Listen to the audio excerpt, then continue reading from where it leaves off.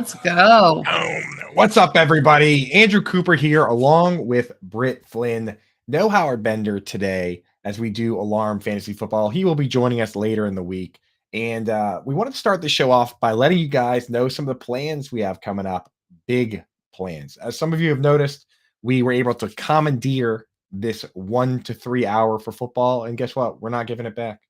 We're keeping it. We're going to have a couple different shows coming up here. I'm going to have a show from 1 to 2. Britt's going to have a show from 2 to 3. That's all starting on Friday.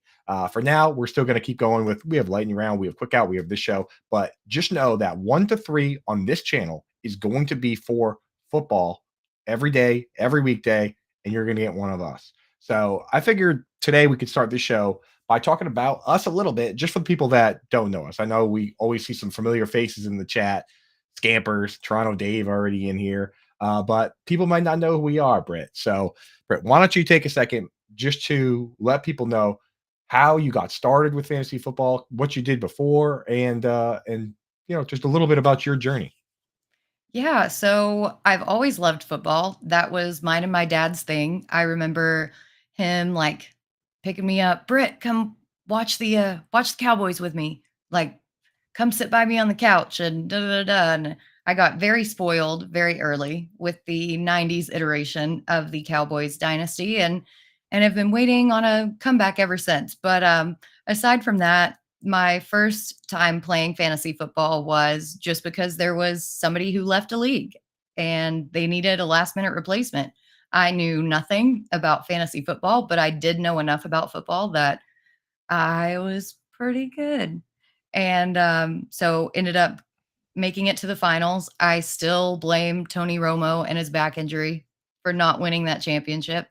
And then I just kind of started shouting into the void on Twitter after I got involved in more and more leagues. And that evolved into what it is today. So, yeah, pretty thankful for Twitter.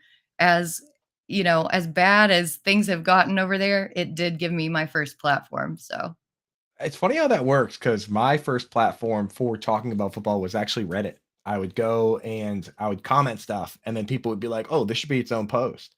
And then I eventually started making my own posts, and then I met John and Bemba, and he was like, "This should be an article." He's like, "Why are you doing this for free?" And I was like, "I don't know." I'm like, "I just thought that I was just talking about football with my friends." So eventually, I got to that point. Before that, I went to school for finance and accounting, became a loan officer, did commercial appraisals, became like the VP of acquisitions or whatever. I did everything that I was supposed to do. And every day I would go and do that job and then leave and I would do this job. And I liked it so much better. We'd be closing on big properties and I wouldn't care.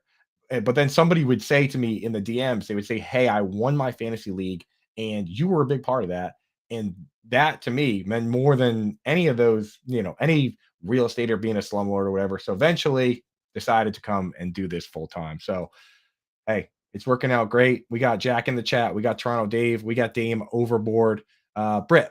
So why don't you give the listeners a little preview, if possible, of what your show is going to be, what you want it to be? Because I mean, the way it goes with shows sometimes is they evolve into what the viewers want it to be, what the listeners want it to be, and sometimes not even what you originally wanted it to be. But at this stage, what do you kind of want your show to be? What's some of your plans?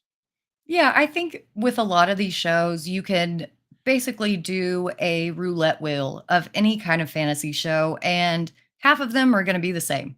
They're all going to have the same talking points, the same segments. I don't want my show to be that way. I want my show to showcase both what I know about fantasy, but put a unique spin on it and incorporate what I enjoy in life as a person, like dogs, like concerts, hiking, being outdoors, things like that. And so I'm trying to incorporate segments that merge fantasy with these extracurricular hobbies. And I'm pretty excited for some of the stuff that I've got planned and coming up. And I think it's going to be real cool. But what about you? Because I know that you've got some real fun stuff coming up as well. Yeah, I mean, for me, I've always wanted because I've done shows with you, I've done shows with John, and I've always just wanted a show that was focused on making people better at fantasy football, not necessarily telling you who to draft, which we do in the articles and the rankings and everything, but a show that's focused on what's most important, on things that can make you a better fantasy gamer so that when you walk away from the show, you don't need to pull up the rankings. You know the things that I think are important, the things that we at Fantasy Alarm think are important, and you can be better at this game yourself. So my show is going to focus on a lot of that. We're going to have a lot of guests today. Since we don't have our Bender with us, we're going to fill that void by having a couple guests. We're going to have Billy Muzio on from Player Profiler. We're going to have Joey Wright on from Football Guys and Front Yard Fantasy. So we're going to have a lot of guests on both shows. We're going to be doing a lot of fun stuff. We're going to be talking about some ADP. Before we get to all that, let's get into some news, right, Britt? Because coming out of this weekend, it's amazing that even in July, there's so much moving and shaking that there's a lot to talk about. So first thing first, the big one, right? DeAndre Hopkins comes out, signs a pretty decent sized deal, right? 2 years, 26 million with a lot of incentives, right? So what I usually do when something like this happens is I go over to FFPC and check out the ADP over there because those guys over there are real high limit, high end experts. Their leagues over there, the main event, $2,000 buy-in where the winner gets $1 million. And when you have a big buy-in like that, there's not as many teams as some of these other ones where you're throwing $5 against the wall and playing against a ton of people. You have a realistic shot of winning some of these ones. So I go over there and I check out what the ADP is like over there for a player like this and what the players around them are looking like. So when I check that out, you see DeAndre Hopkins going at wide receiver 56.1. That's ADP. So he's 56 off the board, wide receiver 22. Around him are guys like Calvin Ridley at wide receiver 17, Debo at wide receiver 18, Christian Watson, wide receiver 21, even DJ Moore going slightly after him, wide receiver 23. I don't necessarily know if I like any of those guys better than what we might get from Hopkins. I mean, Ridley's coming off an entire year that he missed, a year and a half almost. Debo's in he's got a quarterback situation that's all over the place. Christian Watson, again, Jordan Love starting his first games. DJ Moore on a Bears team that is, throwing the ball at a leather helmet era level. And then Terry McLaurin playing with Sam Howell. So I look at that ADP personally. And even though the Titans aren't known for throwing it a ton, I can't really have Hopkins behind a lot of those guys. I might end up being higher on him than most people. And if you're with me, then you should go over to FFPC where you can see more of this data and you can sign up for the FFPC best ball and other contests. Go to myffpc.com, use promo code ALARM, and first time depositors get an instant $25 when you deposit $35 or more. Now, Britt, with those names I listed, Ridley, Debo, Watson, DJ Moore, Terry McLaurin, are you taking any of those guys over Hopkins? I mean, are any of those guys high on your list? I think I would still go Ridley. I like him and I like what I've seen, albeit it is in gym shorts. We haven't seen him in pads yet, but from what I've seen, he looks really good. Another thing to mention is that this ADP changes daily and it's updated over on fantasyalarm.com. You can check it out. The movement that we've seen in just 2 days, Hopkins ADP has already jumped so much. And I think it's going to continue to jump because people are like, well, he's a wide receiver one on a team. And people kind of forget that the last time that Ryan Tannehill had a bona fide wide receiver one and wide receiver two, he threw for over 3,000, I think it was 3,800 yards. And Derrick Henry still had over 2,000 yards. So it's very possible that this offense is going to be firing on all cylinders. So maybe Calvin Ridley, but other than that, it's D Hop for me all the way. Yeah, I checked out it's funny. I was going through that list and I was listing guys that are close to him. And there's actually one player going after all those guys that I kind of really like, which is Deontay Johnson. Oddly, on over on FFPC, he's going like wide receiver like 28, and he's had 140 targets 3 years in a row. And FFPC is full point PPR. So when I look at that, I'm like, I don't know. There's a few of those guys that are just off my list. Like right now, I can't draft Debo if DraftKings is gonna set his over under at 725 yards and we don't even know who the quarterback is gonna be, I couldn't possibly take him ahead of some of those other guys. So that's where I stand on that. I did check out DraftKings. Connor Allen actually of 4for4 sent out an update with some of the new numbers, and they actually moved Hopkins down slightly. They have him listed at 850 yards. Caesar still has him at 725. But Britt, this is the one that jumps off to me and where I think it's actionable right away. Caesars has the over under for receiving touchdowns at DeAndre Hopkins at 3.5. And you can get the over at minus 105. Is that That's so incredibly low.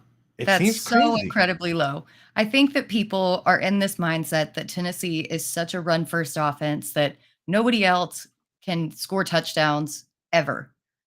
Like never, never, ever. But that's not the way that the game works. Like, yes, Derrick Henry is going to get his fair share of touchdowns, but at that little of a number? Are you kidding me? It's crazy. It's crazy. 3.5, man. And especially for his style of play, where people worry about these guys that, when they get old, and certain play styles do not translate long term. Like an example would be your own Des Bryant, right? Like he was such a physical guy and he like really thrived on taking slants and taking him to the house. But as soon as you lose some of that mobility, you have the foot issues, it's hard for that guy to play for a long time. But I look at what Hopkins does as far as use his body and use his space and basically become a rebounder at times. That's how you got guys like Anquan Bolden that played for a million years, Larry Fitzgerald. I guess once you play for the Cardinals for a little bit, you just become a guy that can play till you're 35, maybe. But so The like and the thing that I will say that I am a little bit kind of not concerned about, but I think that there's going to be a difference in his style of play is that I think that he maybe moved to the slot more than he has been in the past. He's always been that vertical threat. He's always been that X receiver. I think in this offense, he has a decent chance of taking a lot more slot snaps. And maybe that's what Vegas is thinking because you're not going to get a ton of contested catches out of the slot, especially with a guy as big as he is.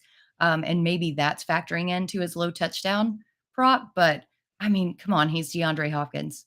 He, exactly. the Hail Murray situation. Like Yeah. he can beat anybody at any given time. And I don't think that there's any way that he hits under that number. For sure. And as we have pointed out here in the chat from Fatty, what's up, brother? He says that Tennessee has a new offensive scheme. That is true. Tim Kelly has been promoted to the offensive coordinator, and he was the pass game coordinator, which anytime in fantasy football, that's what I want to see. I want to see the guy who likes passing the ball get moved into that job. I want to see former NFL quarterbacks or college quarterbacks getting those jobs because those are the guys that like to go three wide and sling the rock.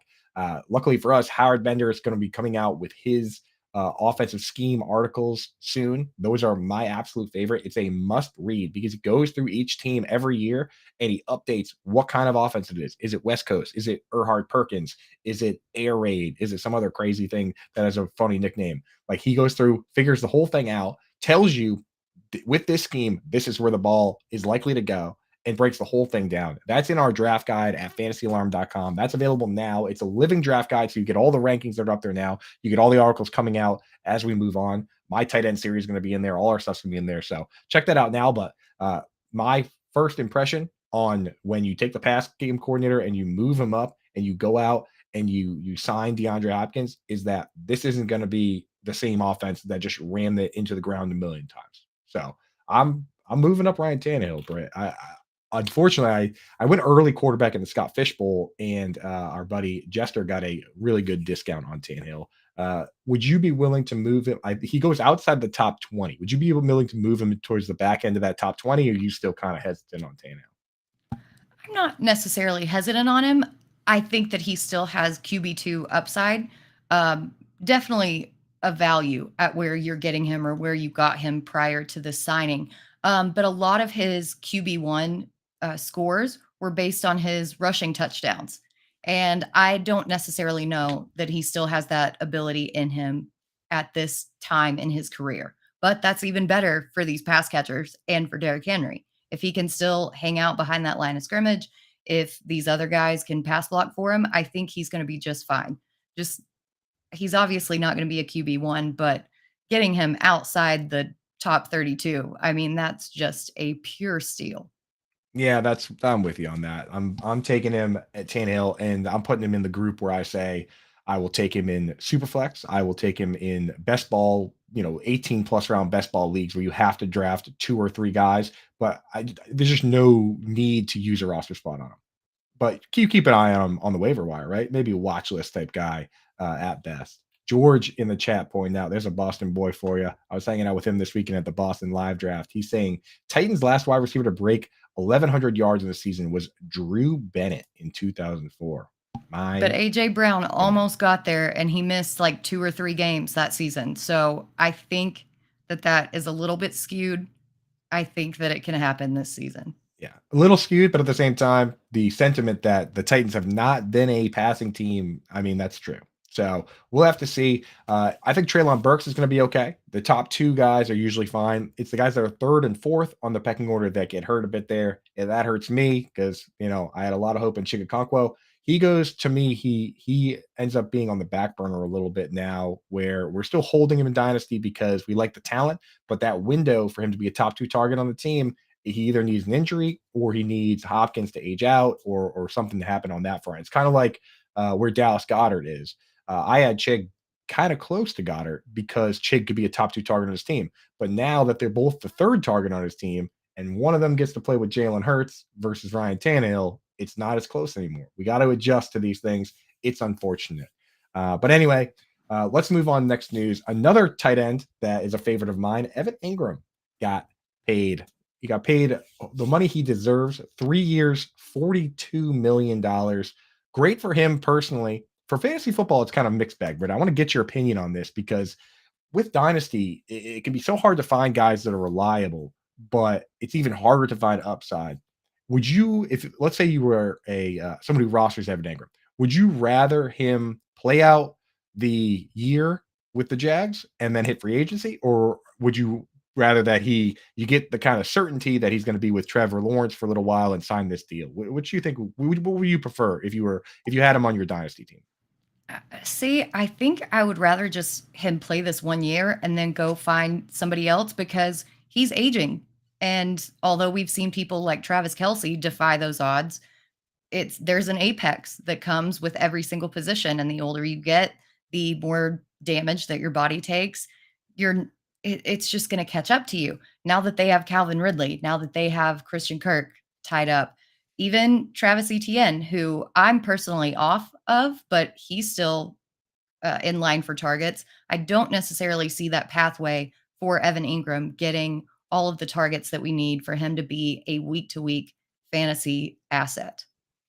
Yeah, that's the problem you run into with the third target. And people, they'll say, "Hey, he was the third target last year." Technically, Christian Kirk and Zay Jones got more targets than him, but in many of those games, he was either the leading target or second target getter.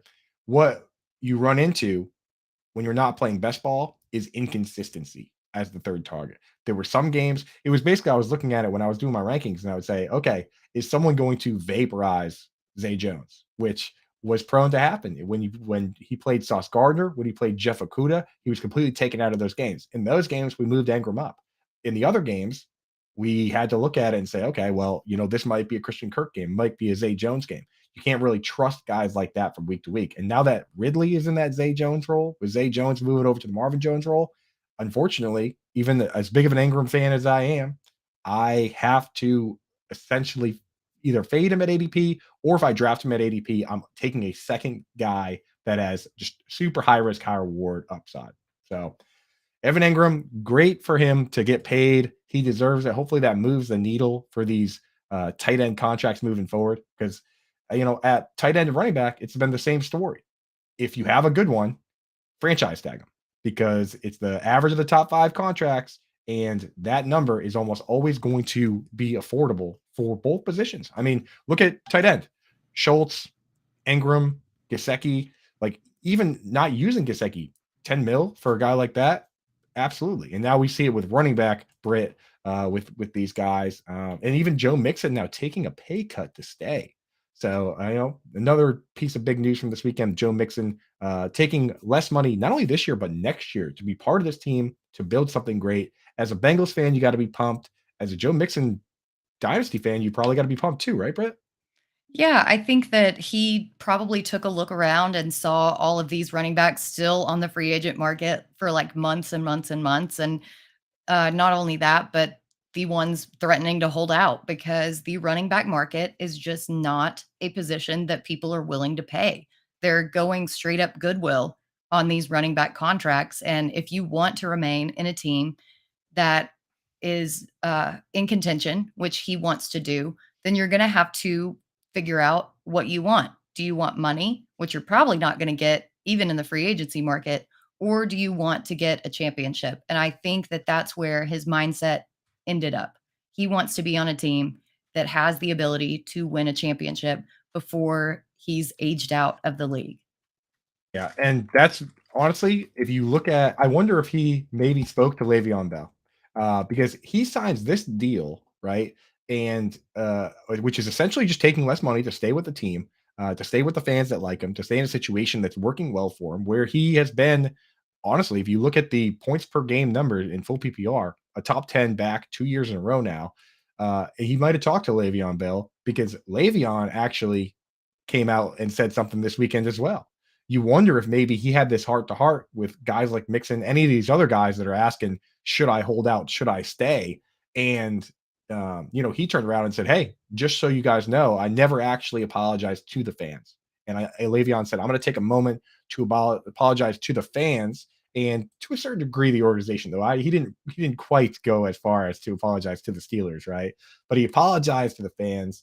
The thing about what Le'Veon Bell did, and I want to get your opinion on this, Britt, is that people say that he, ruined his legacy, or he might have messed up his own statistics, or even left money on the table. But if you really think about what he did, he got $41 million from the Steelers and Jets, and then he went and played a couple extra years with the Chiefs and Ravens. But let's leave that out. Just the money that he got from the Steelers for the franchise tag, and then from the Jets was $41 million. Guys like Joe Mixon, Dalvin Cook, and Alvin Kamara in their career so far have all made under 33 million. So almost 10 million less. And those guys, we're looking at them and saying, are they almost done? Is this almost up? So I have to ask you, with the Le'Veon Bell situation, what side do you fall on? Do you fall on the side of like, okay, this guy secured generational wealth and he might have done the right thing, or do you think he would have been better off to have taken whatever the Steelers offered and tried to have a longer career, maybe tried to win a little more? Because the Jets, he got paid a lot of money to play with the Jets, but that was a disaster statistically and in terms of winning football games. Well, I think that also the running back market has changed so much. So maybe back then he did the right thing, but telling a player in today's NFL to do the same thing that he did, that's not going to get it done. There, the market has completely flipped on its head. We saw it with the Zeke contract. Everybody was like, why did you pay him this much? Why did you do this? Why, they were just verklempt about his entire contract, and we've seen it go down year after year. So I think that even though perhaps Bell did the right thing in giving that same advice to a running back in today's NFL would not work out the same way. Yeah, I mean, and that's the thing, is that we've seen, as a Patriots fan, I've seen it a number of times where players decide to go after the money, and it turns out that maybe they weren't that good, and maybe it was more the system. Like a guy like Deion Branch, for instance, wins Super Bowl MVP and decides to go chase the money, and his career's over within a couple of years. Had he had stayed in the system that was working for him, maybe it lasts longer. So something to think about if you're these players. Mixon's going one way. We'll have to see what way the other guys go. Fortunately, today we're talking about running backs in the first hour, and we're bringing Billy Muzio, player profiler, on at about 140 or so, because we know that those guys love to do their deep dives over there. We know the podfather Matt Kelly always gets into that. We know that Anand Nanduri over there, he loves talking contracts, and Billy has become one of my absolute favorites. He said he wanted to talk about running backs today, so we're going to get him on here and we're going to ask him about all of those guys coming up shortly. For before we get into that, Brett, what I want to do is, why don't we talk about what our running back strategy is in the modern NFL and kind of set the stage with that, and then we'll get Billy on and we'll see where there's some overlap. We know that you this year have been I feel like you've got a pretty deep dive headfirst into the anchor RB. Some people call it hero RB, but your article on that is amazing in the Fantasy Alarm Draft Guide. Why don't you tell us a little bit about that, and let us know why this year, compared to others, because in the past, you and I we've been kind of robust RB type folks. Maybe not going crazy, but we're usually pretty safe. This year, you're playing it fast and loose. And after reading your article in my Scott Fishbowl draft, I actually went with the anchor RB there as well. Even though I've been kind of on the fence about whether it's really the way to go or not. But so this year, what made you look at the current landscape, the current ADPs, and decide, you know what, this might be the year for it? Well, the landscape is the big thing, right? Because we've seen so many leagues gravitate instead of two running back positions, two wide receiver positions, you get three wide receiver positions and only two running backs. So, for one, you're going to have to shore up that RB3 spot in addition to your flexes. So, I really wanted to have that just filled out. And then I did a big deep dive and the weirdness in my brain that made me decide to do this. I was like, let's just see what the return on ADP was from these, round 1 through 3 running backs, the round 4 through 7, which is the quote dead zone. And then after that, and how much value could you get from the eighth round on? I came to the realization that these top running backs in rounds 1 through 3 with very little risk, almost always provided value plus or minus to like ADP spots. The mid round, with the exception of Josh Jacobs, who was absolutely incredible last season and finished as RB3, the rest of them stunk. The rest of them drug your team down. And I even eliminated injuries from that equation. If you missed 5 or more games, you were not put into that. And they still all let you down. Then the rounds 8 and on, because of the volatility of the running back position, with the studs getting hurt, the committee approach that the NFL uses basically across the board now, there was so much more value to be had from the eighth round on, especially with pass catching running backs. Let me just tell you, if you grab yourself a pass catching running back in rounds 8 on, I feel like you're set. And that return was so much bigger. We saw Miles Sanders being drafted in that range. We saw Jerick McKinnon being drafted in that range, several more that are in the article in the draft guide. Um, and by doing that and by waiting on running back, just having one stud, you can fill out the rest of your roster with stud quarterbacks, with stud tight ends, with stud wide receivers, potentially breakout wide receivers. Those positions aren't nearly as volatile as running back is. And it we've seen it in real life how NFL teams don't really waste draft capital on running backs in real life. So why would we do that in fantasy when they just rotate them in and out? And the numbers kind of prove that after I finished it. And I hate it because I loved being a robust running back drafter, but the numbers just don't add up anymore. Yeah, and I've been, as you know, I've been tracking kind of the over unders for wide receivers, comparing them to ADP, and I think a big part of why wide receivers are moving up this year. If you look at 2021, there were a ton of wide receivers in the early going that missed their over under numbers. Tyree, like if you look at the top 7 guys in 2021, the only one to hit the over was Devonta Adams. Tyreek Hill, Stephon Diggs, DeAndre Hopkins, Calvin Ridley. I mean, Calvin Ridley missed it by a country mile, right? Like he didn't even play. DK Metcalf missed his. If you look at last year, it was so much safer. If you look at the top 10 guys, 7 of them hit their over under. And the ones that didn't were Cooper Cup, who was amazing while he was playing, right? He finished as a wide receiver 2, despite only playing half the season. Jamar Chase, who got injured, and he still had over 1,000 yards. Debo Samuel was the big miss, right? So he was in that group where, and again, Vegas didn't even have him set that high. They had him set at 925. He didn't hit it. But, and then Keenan Allen, he was at 11 and he didn't hit it. But again, over the second half of the season, he was wide receiver 2 overall. Justin Jefferson, Stephon Diggs, Devontae Adams, CeeDee Lamb, Mike Evans, Tyreek Hill, T. Higgins, they all hit the overs. Like if you last year went robust RB and then loaded up on wide receivers, or just straight up went wide receivers early, you probably did pretty well. And I think people are looking around this year and seeing that and saying, I want to replicate that success. Is it going to work? I don't know. But we do know that the way the position's trending, it's a lot safer. So I want to talk about the process here. And one thing that I feel like has plagued fantasy analysts, I struggled with this for a long time myself, is analyzing all positions the same.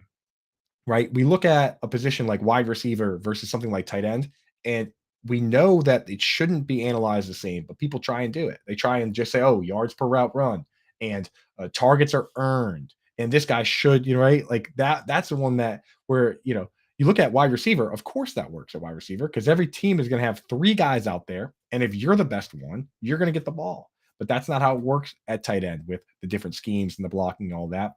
And running back should be analyzed completely differently as well, right? So the way I look at it a lot of times is we need to know what the scheme is, how does this guy fit within the scheme, and is this team going to be in a position to have to throw the ball a lot? Are they going to be in a position like the Lions last year where you're going to get all those touchdowns if you're the lead running back? Is there a mobile quarterback that is going to steal touches, steal carries?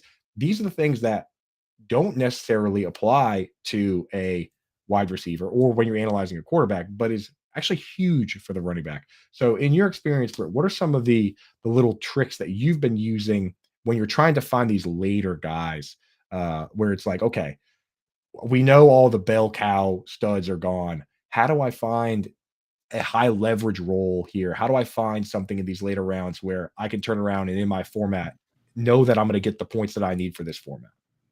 Well, the first one is obviously pass catching running backs. The pass catching value of a running back is almost a point more per reception versus per carry.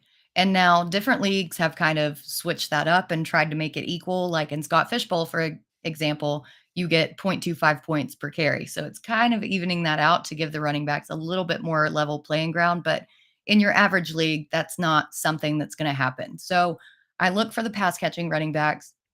I look for the guys who are the goal line backs, potentially the third round backs or third down backs, because if all you need is short yardage, then you've got it on the goal line. Like that's what we saw with Jamal Williams every single time that Amon-Ra St. Brown went down at like the 1 yard line last Crazy. season. Him and If there was an Swift. award, yeah, if there was an award for almost touchdowns, Amon-Ra St. Brown would have had that in the bag by miles.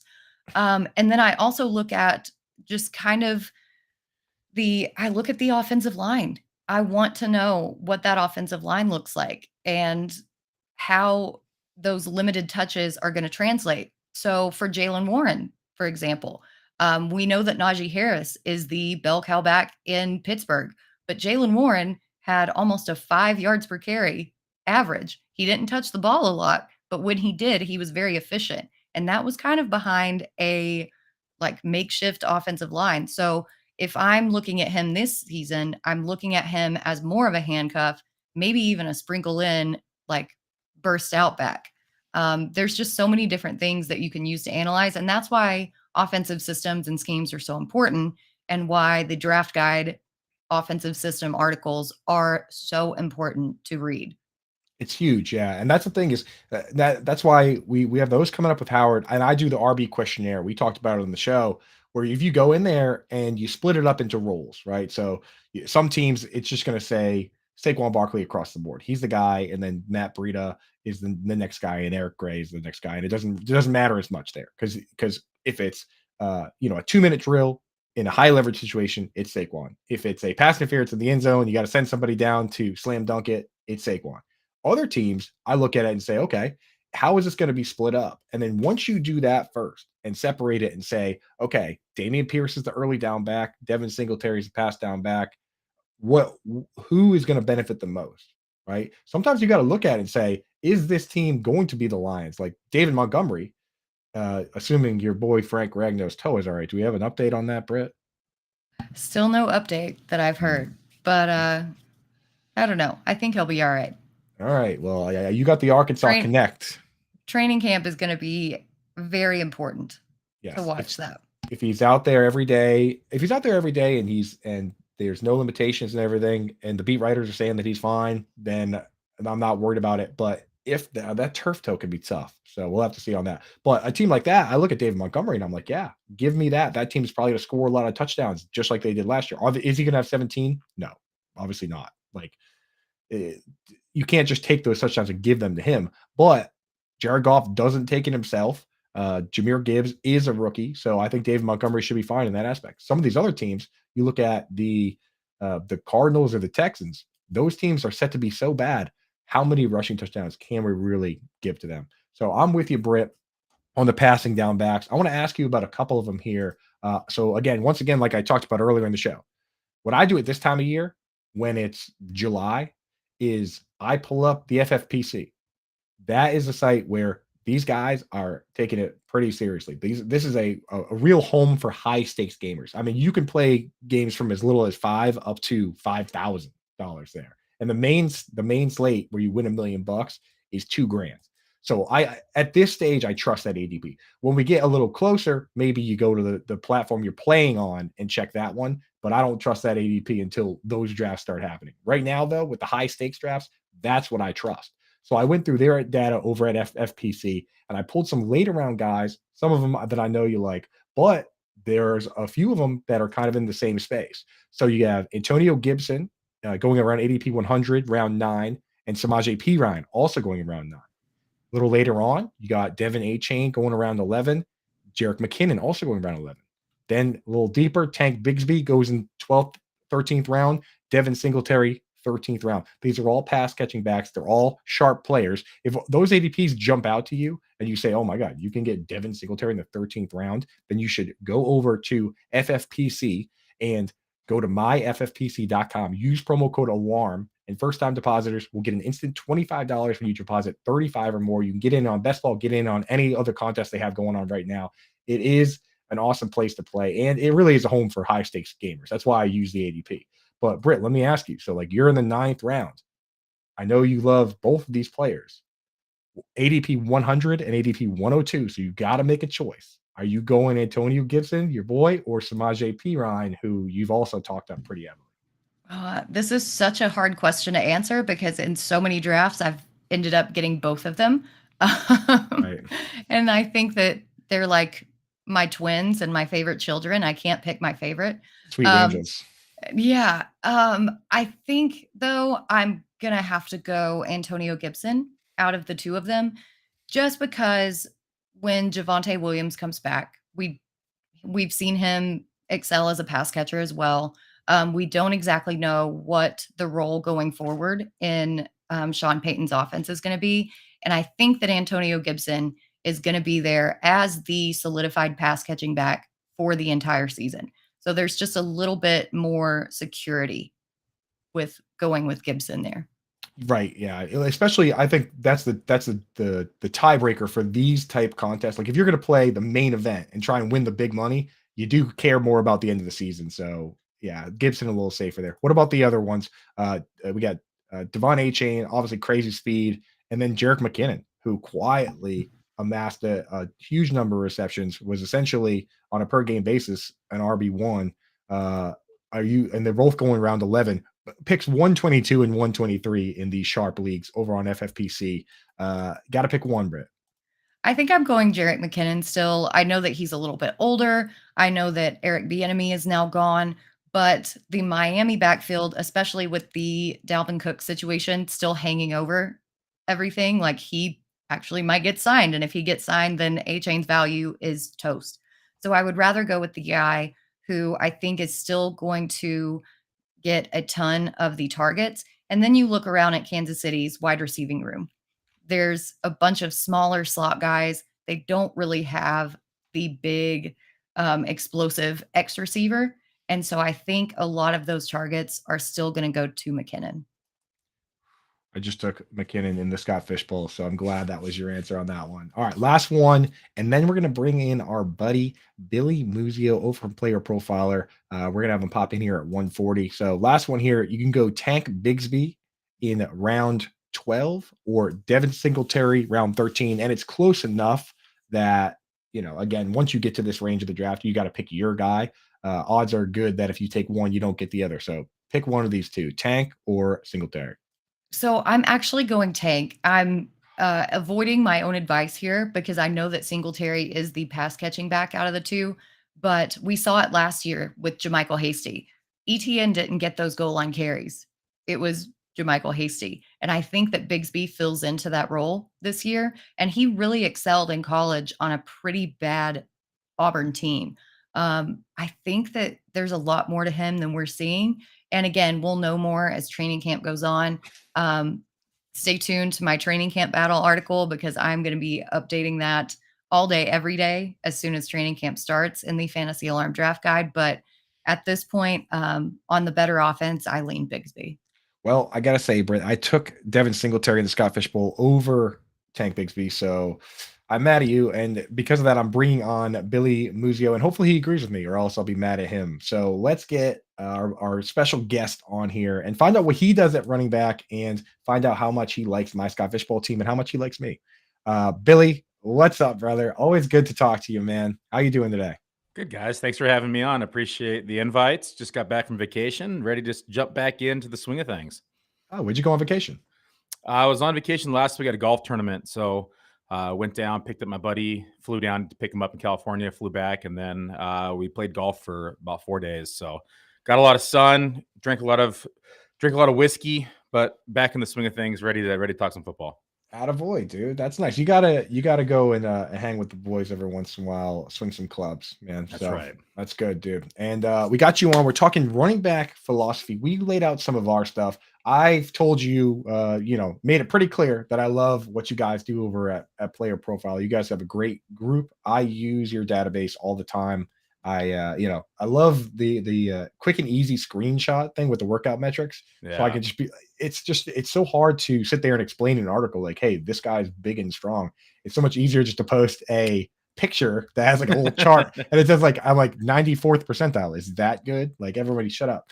Right. So it's just much easier for me. So we appreciate what you guys do over there. But for you personally, when you're doing running back this year, people are getting a little crazy with the zero and hero RBs. Have you bought into that? I mean, do you generally go RB early? Do you generally go late, or are you more of somebody that you're kind of like water? You take value when it's there and you figure it out after. Yeah, my motto is Bruce Lee, be water, my friend, and you need to Yes. be fluid. You have to be able to kind of read the room because if you go in with a strategy and try to stick to that strategy, and if the room is not allowing for it, you're going to be competing for the same positions, and you're going to see value fall in other areas, and other smart, sharp players are going to pick up value at those spots. So I'm a firm believer in being fluid. I'm a firm believer in seeing what the room does and adjusting my plan accordingly while I'm in the drafts. Like I may have a plan, and I think it's wise to go into every draft with a plan. But you may enter an FFPC draft, and all of a sudden, next thing you know, four running backs go off earlier than you anticipated. And now the value is at running back or wide receiver. I mean, and then the value might be tight end. And so you never know what's going to happen. Was it Mike Tyson said, everybody has a plan until they get punched in the They get face. punched in the face. And the same thing happens in a draft room, right? You may go in thinking that, hey, this is a wide receiver heavy room. I'm going to go double tap running back on the turn. And maybe both those running backs go early. So you need to adjust. So I also have the benefit of going, mass volume inside of a lot of draft rooms. And so I can get pretty creative here. But if I'm doing one or two drafts, I think it's still important to stay very fluid and adjust your plan. There you go. Poker player Billy Muzio wants to read the room in his drafts. Who would have guessed that would be the case, right? Never. Yes. So Yeah, and I think what you said rings true because we saw you draft at the FSGA and you were picking dead last at 14th and Cooper Cup was still there for you. And I crazy. think that that's so insane. And who I can't remember, but who were you I'm on originally going to go for? I was You were originally going going to to go go for for St. Amon-Ra Brown? St. Brown because I had no idea that Cooper Cup was going to land me at 14. So I was thinking I was going to get like St. Brown or AJ Brown, double tap at the turn, but you got to adjust, and you're never gonna say, hey, I'm going to pass up Cooper Cup because he wasn't in my plans to build him this draft, right? It's at 14, that's a steal, and you're never going to see him there again, so you have to take him. And then you still got Jahmyr Gibbs in the third, which Yeah. was, oh my gosh, full PPR, target monster city between those three. It's absolutely insane. But I want to talk to you a little bit about what you did for your Scott Fishbowl draft. So walk me through your process at running back. It looks like at the 7-12, you took James Conner. Yeah, Um, I went a little unconventional in this draft. So just so the listeners know, started 3 tight ends my first 4 picks. Love it. And then came back around and took running back later, as Britt just mentioned, 7-12, James Conner. The reason behind it, for people who are not in the Scott Fishbowl, is there is a super tight end premium here. And we're talking, so normally Scott Fishbowl is full PPR. Tight end gets an additional point per reception. So you get 2 points per catch. And then you also get 1 point for first down. Tight ends get an additional point for first downs. So a tight end first down catch for 10 yards is 5 fantasy points in the Scott Fishbowl. So, of course, I locked in Kelsey, Kittle, and Waller, played a little bully tight end here because quarterbacks went off the board early and often. Came back around, needed running back in the 7th round, as Britt mentioned. 7-12, James Conner fell to me, which was nice. I was so happy to see Isaiah Pacheco and Madison go ahead, who are further down my board than I have on James Conner. I know that Arizona's not going to be the greatest this year, but we know that James Conner is going to have an out on his contract next year. This could be a scenario that we saw last year from Josh Jacobs. They just run him to the ground. They use a lot of carries. They're going to use him in the passing game because they're down weapons. They're going to use him in the rushing game until he's able to, until the wheels fall off with James Conner. I think that we can expect him to see a bulk of the carries in this backfield because there really is not a lot behind him. The only person worth mentioning is Keontae Ingram, who I just took at 20.1 inside the Scott Fishbowl to secure that backfield, just in case we do see a James Conner injury, because it's very possible. We know that he's had some health concerns throughout his career. But I want to make sure that I secure that backfield because it's a weak spot of mine. This running back core, I should say, is weak for my team. And I think that James Conner is going to give himself a good chance to be a top 20 back. Yeah, I love what you did here with I mean, obviously I love the tight ends, man. As you know, I look at that. Like tight ends never. Well, the thing is, news flash, the tight end whisperer loves what you did at tight end. You only got 3 out of your first 4 picks, though. You should have gone 4. I almost did, actually. I was like, but then we're sitting one. You got the flex spots here, so I'm filling up the roster here. Yeah, well, in my draft, the Boston live draft where everybody has my rankings and everyone's trying to be mean to me because it's funny. Kelsey went early and Mike Fiala took Waller right before my pick. He picked one spot before me. So I actually, tight end, I'm piecing it together later on.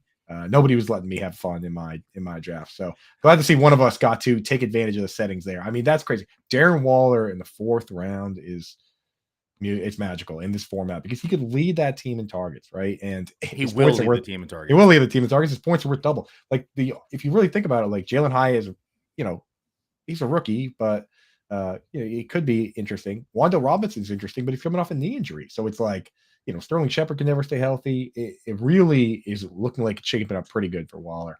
And you know what? You survived at quarterback too. Your league should not have let you get to, guys like Jordan Love and Kenny Pickett. Somebody should have stepped in and really they should have made you pay for the way you started, and they didn't. So you could be all right here. But again, this is a running back show. So I want to talk to you about, I love the strategy that you did here. We talked about it last week where a guy that won SFB 9, Gary Haddow, he punted one position. And then in starting the 13th round, he took 4 in a row. For him, it was tight end. And he just needed to hit one. And he just so happened to take Darren Waller. And then later that month, Antonio Brown brought a fake helmet to practice and froze his feet off. And a lot of targets opened up really quickly, right? So with you at running back, you seem to have a similar strategy where you didn't, even though you waited and made it your last priority position, you didn't ignore the value at tight end. I'm sorry, at wide receiver. So you took James Conner, Rachaad White, who could be all 3 down backs, right? Yeah. And then you took Kadarius Toney, Mike Evans, Gabe Davis, Jameson Williams, Darnell Mooney, Rondale Moore in that same ghost ship offense. I just took Rondale Moore in mine as well. And then you turned around and said, all right, let's go. 0 RB time, load up the bench with upside. So talk to us about your process. You already mentioned Keontae Ingram is within this group, but talk to us some of these guys and why you think there's a possibility that these could be the guys that, really, as long as one of James Conner or Rachaad White is solid, you just need one of these guys to become a thing, and you're looking really good. Yeah, you're just dead on right here. I just punted the position, and I made sure that I got myself 2 potential bell cows. These are 3 down backs, as you mentioned, between Conner and White. And then the rest of the draft here, I went round 16, 17, 18, 19, and 20 straight running backs, and I'll finish off at 21, 22. So that'll make it 7 straight running backs to finish the draft.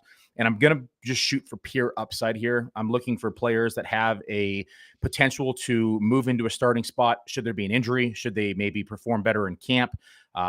We know that there is some situations with these players I'm about to mention where the coaching staff may choose to go with a hot hand approach. And so let's just start with 16-1 with Tajay Spears. We every year we look for that handcuff for Derrick Henry. The big dog's getting older. He's seeing 58-60% of the rushing share. If he goes down, who is the back that's going to step into place? And that to me is Tajay Spears. And that's why I took him here at 16-1. We know that we can expect him at least, fairly involved in the passing game as well. Yes, they just added Hopkins this week, which puts a little bit of damper in the passing game for what I was expecting to see out of Spears in his rookie season. But we just saw that Hassan Haskins got in some legal trouble, so that's one less back in the backfield. And so it really is just Derrick Henry and Tajay Spears here. And so I think that we can comfortably say that Spears is probably going to see 20 to 25% of the rushing share out the gate. And if the big dog goes down, we're talking about a potential RB2 on a week-to-week basis. Pierre Strong is another back that is kind of in the same situation for me. We saw Pierre Strong last year be very explosive in his limited opportunities. He only saw 10 rushing attempts last year, but he saw 100 rushing yards out of those 10 attempts. 7 receptions for 42 receiving yards and a touchdown. And so if we just look at from a pure breakaway run rate and explosiveness, it kind of reminds me of a Tony Pollard situation before Tony Pollard broke out. Super explosive back, someone who's going to be able to just hit a home run anytime he touches the ball. I mean, we're talking about a 20% breakaway run rate for his limited touches last year. Comes out of what hit with that 40 time on Player Profiler? What percentage? What percentile is he in for 40 time? For 4.37, 99th percentile. Speed score is 113.5, which 95th percentile. Burst score is 86th percentile and 76th percentile agility score. We have him comped to Elijah Mitchell, but I see I have a fairly different comp there. I comp him more to like a Tony Pollard, in my opinion. I just think he has the ability to really break out. And we all know that Belichick and the Patriots have a way of working in running backs. And although I really like Ramondre Stevenson this year, we have to be ready to say that it's a possibility that Pierre Strong sees more of the workload than what we're anticipating. And so that could be in the passing game because Ramondre Stevenson saw the third most targets last year. Do they really want to give him that much on the ground and that much in the air? So there's a possibility. This is more of a hedge for me because of how much Stevenson I own in other formats. Do we want to see Strong see more of those touches? The other one I just took was Ty Chandler in the 18th round. It's another speedster, right? And we know that Madison has performed when given the opportunity, but I don't think that he's necessarily a bell cow like Dalvin Cook was. And I think that they may work in Ty Chandler, who's also very explosive, 4.38 speed out of North Carolina, 98th percentile, speed score, 93rd percentile. And we've seen him perform in a limited action as well. And so, I mean, he's only seen 6 rushing attempts last year. So I expect to see him touch the ball a bit more. And then just in case, I double tapped right here on this next turn, took Dwayne McBride to double tap the handcuff here for Minnesota in case Madison isn't the guy, or what if he goes down? Now I own both backs that are going to give me a chance to start another running back in case that Wright goes down or Connor goes down. This gives me some outs back to poker. And then lastly, I took in Keontae Ingram, which I mentioned earlier in the show to double tap with James Conner to lock in that backfield. Yeah, that's smart. I mean, especially when it seems that consolidated on the depth chart too, right? It's not like if you do try, you can't really do that in places like Miami where there's 3, right? It's you spend too much on it. But if it's clear 2 guys like that, then why not? And the Dwayne McBride I just wanted to point out that because of the way we play Dynasty and because of the obsession with pass catching, a guy like Dwayne McBride, who only caught 5 passes in college, gets pushed so far down to the back of people's minds that they forget that he had 1,700 rushing yards in his senior season, right? Like this guy can run the football. That's why they drafted him. And guys like that, there are times where they come out and they're just the best rusher on the team. And it doesn't matter that they're not catching a ton of balls because they're scoring points by having 1,000 yards and having all these touchdowns, right? Like Alfred Morris, think about how many Jordan Howard, Jeremy Hill, like you don't need to catch 1 million balls if you are the best runner on the team. And it's not crazy. When you think about what this guy did in college, it's not crazy, right, Billy? It's not crazy. I mean, we're talking about, was it 3,000 rushing yards and 32 touchdowns in 2 years in college in 21 and 22. We just saw them, lose Dalvin Cook. There's a reason why they were comfortable with Madison. They were comfortable with Ty Chandler. And they go out and get a back like Dwayne McBride, who can run between the tackles and is going to be able to use his power inside the red zone as well. I mean, it's a real possibility that he eats into Madison's workload. That's the reason why I'm not really in on Madison this year, just because there's a lot of options they could go here. They also added Addison. They have Hawkinson still. Of course, they have Jefferson. We could see a shift inside of the scheme to where it's going to be a lot more pass heavy, and then they're going to utilize a 3-man rotation in this backfield. So I think that we got to pump the brakes a little bit on Madison, and we have to start looking at the backup options as well. The first time I heard that move was from the Podfather himself, your guy Matt Kelly over there. Years ago. The cheapest player in ambiguous backfields was the move, and we've seen it work time and time again, right, Britt? I just have to say that I am so jealous that you got McBride where you did, because he went in the 12th round in my division in Did he SF. really? Yes, and I was so mad. I ended up getting Ty Chandler, which is fine, but I really, really wanted McBride, and so I just have to say I'm super jealous. Man, 7 rounds later, that's awesome. You're just bringing the jealousy to the show. It feels good. We got Howard Bender in the chat, friend of both of ours there, and he says, baller backdrop, Billy. Do you make that yourself? Oh, hell no, I can't paint. But we got that's a buddy of mine down south of Bend here. He made this one for me. That's actually on canvas, and it's across the whole wall. So it's 8 feet tall, 14 feet wide. Montana's probably about maybe 3.5, 4 feet tall. And so I got, of course, Jerry Rice, Montana. I got Craig and Ronnie Lott. Lott still has all his fingers, so we left him on there for him. But it turned out nice. The same painter did my other office before we built the studio down here just in the last couple of weeks. Yeah, that's badass, man. That's cool. Yeah, I did not realize that was a canvas. I was like, yeah, that's just something that you one of those virtual backgrounds. But the fact that is a legit canvas makes it so much more impressive. Yeah, people always think it's a green screen. I'm like, no, I can touch it. That's I can crazy, touch man. it. That's impressive. So before we let you go, I want to ask you one last thing here. Today is a special day contract wise. 4:00 is the deadline for these guys that are franchise tagged to sign extensions. We saw Evan Ingram sign one this weekend before the deadline, and there's 3 running backs: Saquon Barkley, Josh Jacobs, Tony Pollard. Correct me if I missed one, but those are the main guys we're looking at now. Do you expect anybody to get something done, or are teams going to hold tight and say, hey, you know what? This is in the CBA. We just did the new CBA like a year ago. This is not changing for a decade. This is the situation. Which way? Do you think anybody does it? And if so, who would be most likely out of those 3? I don't think we'll see anything done today. If we do see anything, and this is just put this in notes here. I have not checked Twitter today. So if something happened this morning, I am not aware of it. But if anything did happen, I think it would be Saquon Barkley, because the Giants are more in desperation mode with him, where I think that the Raiders, have options in the backfield. I think that Dallas doesn't necessarily have options, but they've been burnt by the big contracts with Ezekiel Elliott. And so I don't think that the Cowboys are going to fork up, $10+ million for a running back here again, anytime in the near future. But I could see where the Giants may get creative and work in a contract with Barkley, just because him and Waller this year are going to be the lifeline of this offense. And without Barkley, I mean, this could be a pretty ugly offense, quite frankly. And so I could see where they want to, Dable saying, hey, we got to pay our guy. We got to get him on the field. We got to get him part of practices. That's probably the most likely outcome, but I still think it is probably a long shot to get done today. Exactly. Yeah. I think Jacobs probably the least likely, just because he's outwardly said that he doesn't like some of the moves they made. He didn't like they got rid of Derek Carr. He didn't like they traded Darren Waller. As far as coming together, the Giants do seem like the one where he wants to be there and they want him there. So it's just a matter of money. But anyway, Billy, thank you so much for joining us, man. You're the man. Let everybody know where they can find you, what you got going on. You can find me on Twitter at FFMuzio. It's right down here inside of the screen. I'm over at Player Profiler, do all of our rankings and projections over there, and we just released our draft kit. I think both of you guys had some appearances in those, if I recall. So thank you guys for doing those.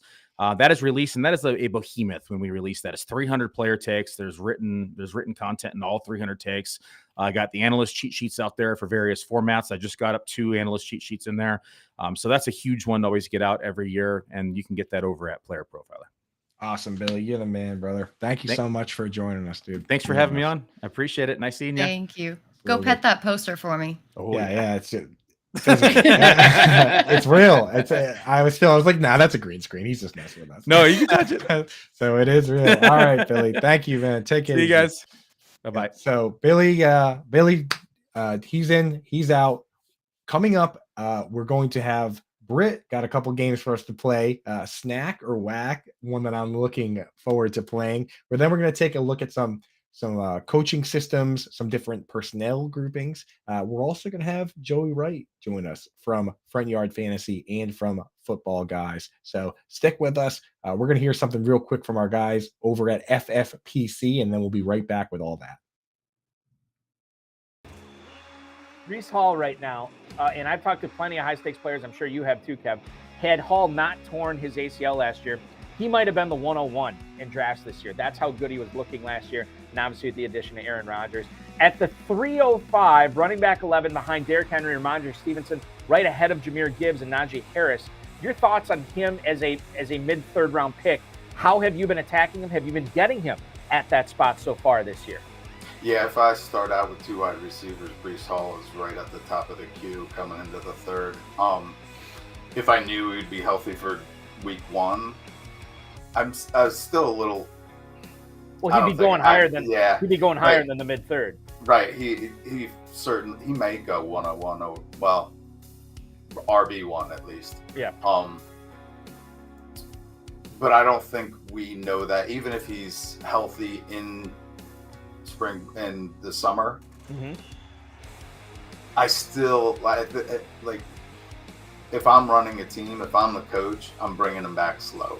Like he's on a pitch count. Like I want him for the end of the season because I got Aaron Rodgers for the playoffs, right? Like even if he's fully healthy, I would work him in slow. But that is actually what you want. Like he's still going to get the high value touches. So yeah, if we know he's healthy, he's a first rounder. So like if he's sitting there in the third, especially when I get 2 wide receivers to start, I'll take Hall all day.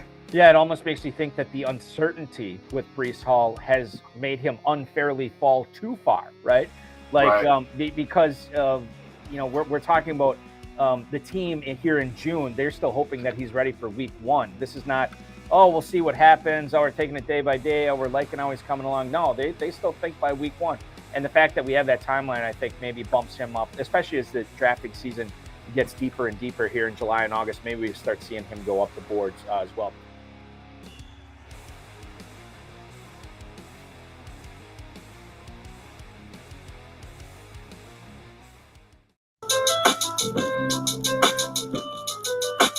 Welcome back, guys. We've got some Eminem going. Let's go, dude. And let's just vibe here. Thank you for joining us for the second half of Alarm Fantasy Football. I'm your co-host, Britt Flinn, joined, of course, by Andrew Cooper. We have a little bit of stuff to get to that we didn't get to in the first hour, specifically the news. We touched on it with Billy Muzio, our guest in hour 1, but the franchise tag deadline is in 2 more hours. And Josh Jacobs and Saquon Barkley have yet to sign. They've got 2 hours to get this done. And this is going to be very interesting to see if they actually sign or if they're going to hold out. So now for some popcorn headlines, since you know that is my favorite thing to do in the news segment. So Coop, Green Bay Packers running back A.J. Dillon says that everyone trusts quarterback Jordan Love and that they would, quote, run through a wall for him. Are we buying this? Or is this just some more hype? I mean, it's just craziness. The honestly, though, I'm glad AJ Dillon. This is what I will say. I'm glad AJ Dillon actually did speak up and say this because I have not heard a lot of this hype. Like they usually when you get a new quarterback, whoever it is, they're just like, yeah, this guy's the man. He's the coolest. We like hanging out with him, and he's also amazing at football. There hasn't really been a ton of that with Jordan Love. Remember with Patrick Mahomes, those rumors were started even during the season before that when Alex Smith was a Pro Bowler and they went to the playoffs, right? They won 14 games and then 12 games, and Alex Smith was back-to-back Pro Bowler, had probably his best statistical season. And there were rumors during that season. They're like, we got this kid in practice who's dynamite, right? Like, that all started. And then when he got the job, people were already like they were already amped up, right? Like the hype was already there. So it was like night and day in these two situations where when Jordan Love got the job and Aaron Rodgers got traded, people are coming in, they're saying, well, we got to bring him along slowly. And they're kind of pouring as much cold water on this hot seat as possible. So I'm actually glad AJ Dillon came out and said, hey, this guy's the man. I'll run through a wall for him. He's my best friend. Because that's what you're supposed to say. And I think Jordan Love needs more of that, right? Because I was starting to worry if people even thought he was good, like even his own teammates. Like, where's Christian Watson coming out saying, "Yeah, dude, he's the man, and I'm gonna have 1,500 yards." I haven't really heard enough of that either. So, what do you think, Well, Britt? Christian Watson's bad because Jordan Love can't get the ball downfield to him. That's the issue with Christian Watson. But I mean, I think of course that you're going to say this, but it would be a problem if you didn't. But my concern is that trust and production aren't the same thing. So AJ Dillon may have to literally run through a wall for Jordan Love if Right. LaFleur adopts that run heavy approach while Love gets his sea legs in this league. So training camp is going to be very interesting as far as that aspect goes. And then we have another one with Sam Darnold. No, it's not about the haunted pool house, but he pops up once again in the popcorn headlines. He says that he chose the 49ers because of their weapons. So, my question is if Brock Purdy isn't ready to go to start the season, do you think Darnold actually has the tools to utilize those weapons? So the thing with Darnold is That sigh said it it all. is a tough side, man. But the thing is, he does have some very interesting and sneaky tools. And there are a couple guys that Zach Wilson oddly falls into the same category where we have seen flashes of escapability from these guys. Maybe Zach Wilson probably tried to do a little too much last year, but these guys can move around a little bit. They're not. This isn't like Jared Goff or Kirk Cousins you're thinking about. So for what the 49ers have set up and what they can do, oddly enough, if Sam Darnold was the starting quarterback, I would move him ahead of a bunch of guys that are towards the back. Like personally, I don't really believe in Sam Howell, and I think that offense is much worse, right? Like Mac Jones, who I do like, is being put into a situation where his job is to be a game manager. He has zero mobility, Mac Jones, like 0.0. So for fantasy football purposes, whoever is the quarterback of this team, I don't care who it is, Purdy, Trey Lance, Sam Darnold, the the floor of where I can rank them is like QB 24 or 25 because I just think there's five, and we play so much 2 QB, so much best ball now that 24 matters, right? Like in Superflex, 24 is starting for somebody. So I think there's just enough situations around this league where I look at it and I say, well, I'm not going to start like Colt McCoy, right? Like I'm not going to. There's just enough guys where I look at it and say I'm not starting these guys no matter what that give me Sam Darnold. Right. So I'm actually not as far out on this guy as others might be. Right. I don't know if you're just completely out. I mean, it would actually be reason if you said yes, I would say that's reasonable. Right. But part of me says whoever is the quarterback for this team is capable of scoring points. Yeah, I actually think that Darnold does have the weapons or the skill set to utilize these weapons. And we've said it time and time again that basically anybody off the street could play in a Shanahan system. Um, but when Sam Darnold started for the Panthers last season, his cumulative QBR was 92.6 with the Panthers, with that kind of makeshift receiving core with really no weapons, a depleted defense. And now in San Francisco, he has a better line, a better running back, and better receivers. So I think he can be at least serviceable, if not better, in this system. And we just talked about the franchise tag. There is a new headline saying that Tony Pollard is expected to play on the franchise tag in 2023. Interesting. So I think that that situation is ironed out. Now that he is on the franchise tag, do you think that Dallas is just going to run him into the ground? So And then I don't think they will, because I still believe they're going to bring somebody else in to offset that workload. It would be nice if they extended him and then did that and said, "Hey, we want you here for a while, and here's what we're going to do to help you." Bring back Zeke, his best friend's Dak, but obviously he has to put his pride to the side the way Joe Mixon did for that to happen. But that's what you would that's what I would want to see if I was Tony Pollard. Is I'd want them to, not put me in a position like that, because this franchise has done this before, and Jerry Jones does call the shots. People forget that DeMarco Murray, in that season, I think it might have been either 2014 through 2016, he did it all for this team. On the last year of his deal, he had like 400 touchdowns, and he broke his hand during the season and had surgery on it and didn't miss a game. So DeMarco Murray did everything you could possibly ask him to do, and what did they do?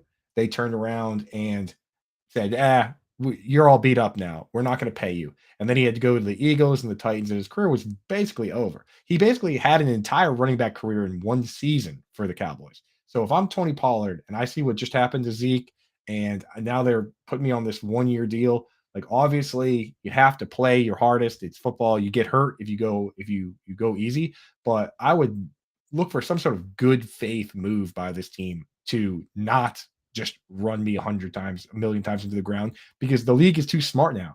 They try and sell these guys on, oh, you're going to showcase your talent and earn that second contract, but the league is now too smart to look at it and say, oh yeah, this guy had 1 million carries. That's a good thing. That's a bad thing now. So if I'm Tony Pollard, I'm saying, hey, meet me in the middle here at least, right? Pay me $10 million or $11 million, but can we use Malik Davis? Can we bring in Leonard Fournette or Kareem Hunt or Dalvin Cook or any number of these guys that are out there floating around, or bring back Zeke? So I don't know, Britt, you're a Cowboys fan. What would you like to see them do? Yeah, I don't necessarily know if Pollard has it in him to be that bell cow role, and we talked about it last week on the Alarm Fantasy Show. He's never had more than 200 carries in his entire career, and he's coming off a pretty severe ankle injury. So I don't know if his health can withstand all of that volume, but fingers crossed for Zeke coming back. That's all I'm gonna say. So we'll go with that. But If the Cowboys win it all without Zeke, that would make me very sad. It would make me sad. No more Salvation Army cattle jumps. No more just crop tops. Bring him back. Like none of that. Bring him back, Jerry. Bring him back. But we've got a bunch of stuff coming up for you here in this second hour. We've got Joey Wright on deck to play Snack or Wack, which is going to be very fun. We're also going to be talking about coaching systems and other schemes that kind of go overlooked that are in our draft guide. But we also have training camps starting tomorrow for 8 teams, and there are plenty of positional battles to be decided. As you know, my training camp battle article is up on fantasyalarm.com as part of the draft guide, and I'm going to be updating it like crazy as all that news comes in. You can get the draft guide on its own for just $26.99 by going to fantasyalarm.com/draft guide, or you can sign up for our All Pro access, which gives you access to every single sport, DFS and seasonal, as well as the draft guide. To sign up for our All Pro package, use promo code Howard for 50% off your first 6 monthly payments, as well as a 7-day free trial for total access to everything on the site. And I highly recommend it. You get access to the Discord, you get access to Coop, all that fun stuff. But let's bring Joey in, because I'm pretty excited to play Snack or Wack. Get him in here. There he is. Hey Joey, how are ya? Well, I'm a little miffed. Britt reached out to me yesterday to ask me to be on the show. Said nothing about Coop being here, so I committed before I knew who was going to be here.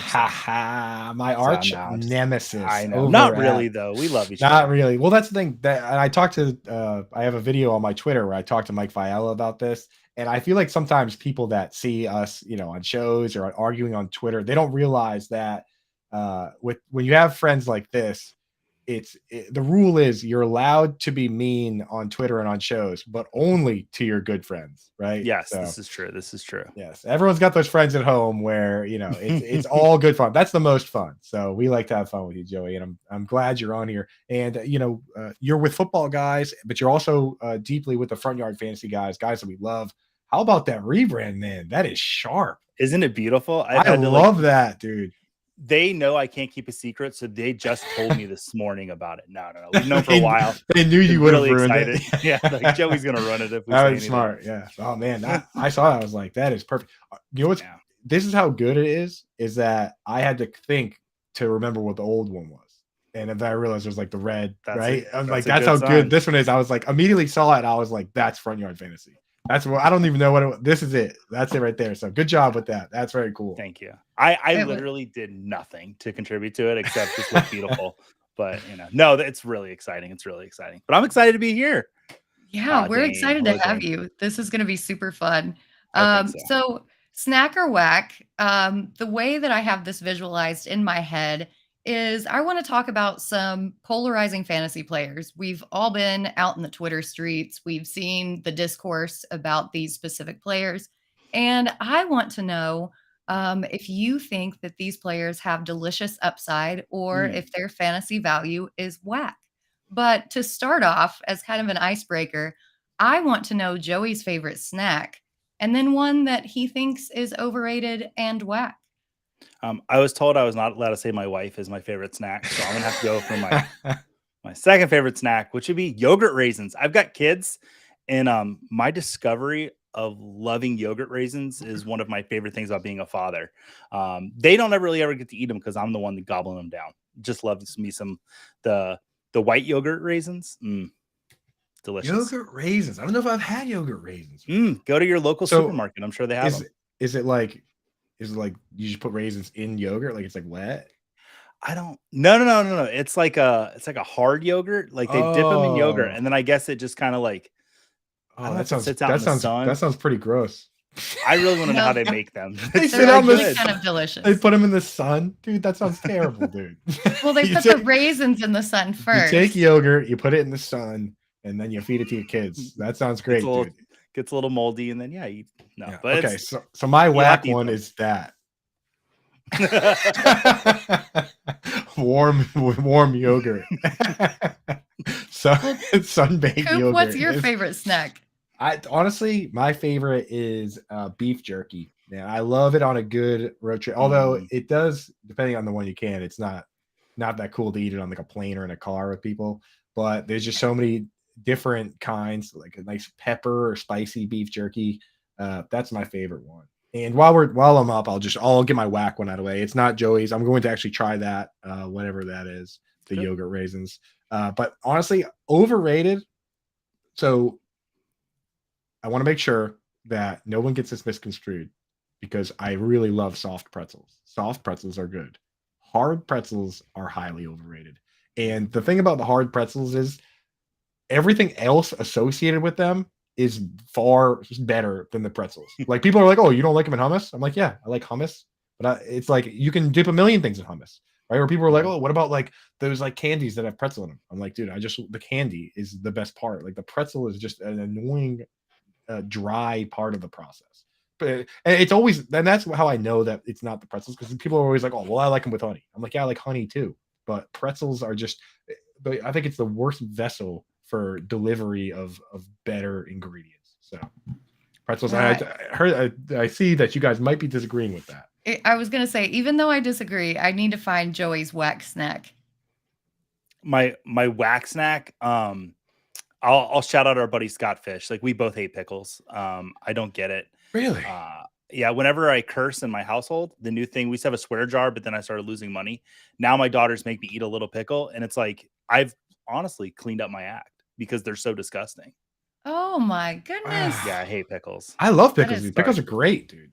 So is it the dill that you like? I like them all. I like the dill. I Okay. like the gherkins. I like the ones from Walmart that are like spicy jalapeno maple glazed ones. Like all of them. The little I like sweet them all. ones. The little sweet ones aren't bad. I will shout you out, Coop. The beef jerky. I killed a whole bag of beef jerky at Rocky Mountain National Park last week. I just tore through it. It's crazy though, because like if it was less expensive, it's also like it's also fairly expensive for. I mean, I guess it is like steak, or whatever. Yeah. But like it is expensive. Otherwise, I'd eat it all the time. But yeah. Britt, what are your snacks? What do you like? Well, I eat anything and everything, but I really like. Actually, I don't even know. I don't snack. I like cheese. I like You- That's a cheese. snack. You didn't have anything ready for this. You asked us, and you didn't even think about No, like a because snack that you might like. well, I don't. Coop, I I know don't you eat don't a really lot. eat at all. Yeah, I'm like a little bird. But You are anyway, like a before little this bird. gets completely off the rails, I want to talk about Sorry. some snacker whack before we run out of time with Joey. As far as fantasy players, so one that I have seen over and over again, especially after he got his big contract, is Lamar Jackson, and I want to like him. But Joey, what do you think? Is he a delicious fantasy snack or is he whack? He's a snack to me. Over the last prior to last season, averaged just under 25 fantasy points per game as the starting quarterback of the Ravens. So anytime he's starting, he's averaging great points. Last season, he finished tied for 6th in fantasy points per game, even though he only played 12 games. It's the healthiest he's ever been. He's got a great supporting cast with Rashad Bateman, Mark Andrews, Odell Beckham Jr. is there now, and a rookie I absolutely love, Zay Flowers. I think it's all systems go for Lamar Jackson. There's not many things I don't really like about him this season. I think he's got QB1 overall upside. And Coop, what about you? Is that the snack sounder I heard in the background Yeah, there? it is the snack. No, he said I got the whack sound, but I think it should have been the that's tasty. But Well, Coop, what do you think? we'll have to set that whole thing up. Yeah, I think the fan Earn Dog. I think you got to turn your fan off or whatever's going on over there. For me, dude, Lamar Jackson 100% a snack, and I'm willing to put my Scott Fishbowl team on it. I took him at 105 in the SFB, and I, as we do on the show, verbal will retweet everything that Joey just said about the weapons, and I love that they're finally moving away from Greg Roman and his Roman era style of football that led them to be a bottom 5 team in pass attempts in 4 of the last 5 years. And Greg Roman's been doing that going all the way back to the Bills, all the way back to the 49ers. Just look at Frank Gore's stats, where for the first like 5 years of his career, he's averaging 50 targets a season. And then Greg Roman shows up and that goes to 15. The offense that Greg Roman runs is not conducive to the things that give the quarterback the extra boost. Like think about Justin Herbert.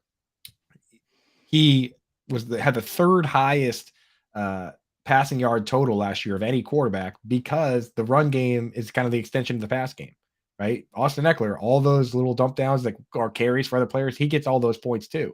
So I think this coach comes in, Todd Monken with the air raid. There's going to be a lot more throwing and moving the ball around. But at the end of the day, you can't just turn off Lamar Jackson's ability to scramble for big chunk plays or punch it in himself in the goal line. So I think you're still going to get the rushing benefit. You're still going to get a guy that has 500, 600, 700 yards, but you also might get the Lamar Jackson that won MVP, the one that threw 36 touchdown passes. So snack me up, dude. Joey, I'm with you on that. That one, he falls into the yogurt raisins category. So I didn't know if there was going to be a drop there or not. So I worry a little bit about his injury history over the past 2 years. I know that we say that we shouldn't predict injuries, but if he's going to pass more, then I'm a little concerned about his ceiling if he's not rushing. So taking him at QB5 when Justin Fields, Justin Herbert, and Trevor Lawrence are going almost a full round after him, I think I'll pass on him. So I think that Lamar Jackson is whack. Whack. The interesting thing about the injury thing is that whenever we bring up the injuries for Lamar Jackson, somebody always says, well, he actually got hurt when he was in the pocket, right? So the narrative is all over the place on that one, Britt. Not even that I disagree, because he did get hurt 2 years in a row and his play is conducive to that. But it's almost like, well, do we want him to run or do we not want him to run? I mean, like, what do we want? He's going to get hurt because he's passing in the pocket more, because that's what everyone seems to be suggesting. It's just like, I think the reality that people are missing is that the rushing does make you more prone to get hurt. There's Yeah, no doubt. There's no I doubt. I would go with that. So following on our running back theme that we had going earlier, Travis Etienne going as RB13. He's been a very polarizing player in these Twitter streets. So Coop, is he snack or whack for you? So the thing with him is that if his ADP were a little lower, then it's like beef jerky almost, where his if beef jerky was a little less expensive, I would have more of it. But his A really good ADP, analogy, actually. his ADP is too high.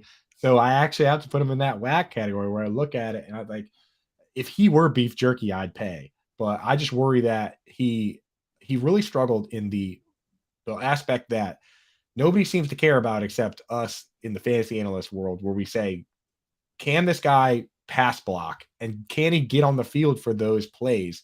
Because the 2-minute drill is a lot more complicated than people think. You need to know all the plays, you need to know all the audibles, because there's no time to substitute guys in or out. There's 3 plays being called in the huddle, and there's all the audibles happening at the line.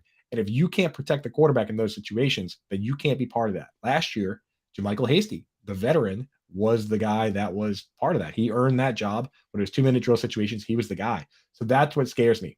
The upside is there if he can become that guy.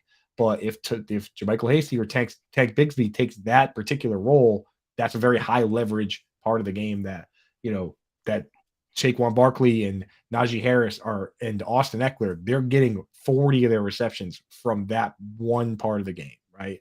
So if he's not in that, then I'm a little scared. So ADP is what has me scared, and I gotta say he's whack. Joey, what do you think? No, I agree with you. RB13 is way too high for me. I'd rather have Mixon, Kenneth Walker, Aaron Jones, guys in that range. What I think is going to be interesting, you kind of brought it up, Coop, is who's going to get the receiving downs work for this team. They went out and got Tank Bigsby, who he led Auburn in receptions last season. Like, what? Really? A running back? He did. So, I don't know why Jacksonville's so reluctant to let Travis Etienne get that receiving down work. He did pretty well with it at Clemson, but if he's not getting that, RB13 is way too high for me. So he's whack, just based on ADP. Yep, I'm going to go a 3 out of 3. I think that he's whack. I think that he's got fumbling issues on top of everything else.